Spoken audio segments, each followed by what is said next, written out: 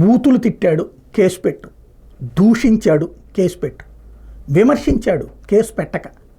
తప్పది. విమర్శ అనేటటువంటి దాన్ని అంగీకరించలేని మనస్తత్వం ఏంటి? దానికి పోలీసుల ద్వారా పిలిపిస్తారా? కాకాని గోవర్ధన్ రెడ్డి ఒక ఆరోపణ చేశారు, దానికి పోలీస్ స్టేషన్కి పిలిపించి విచారించారు. ఇంకా డెమోక్రసీకి అర్థమే ఉంది అక్కడ?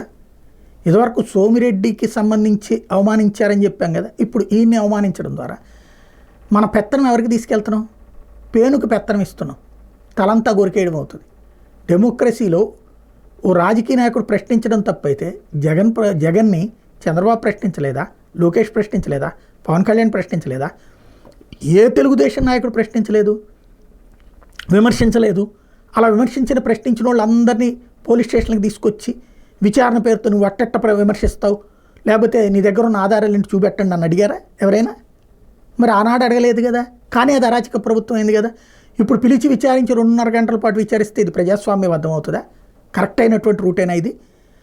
నేడు మనం చేసే అంటే మన పాపాలు మన భవిష్యత్ తరాలకి శాపాలు అవుతాయి. కాబట్టి ఇవాళ డెమోక్రటికల్ స్పిరిట్ మనం అంతం చేస్తే రేపొద్దున మనకు అనే హక్కు ఉంటుందా? అది గుర్తుపెట్టుకోవాల్సినటువంటి అంశం.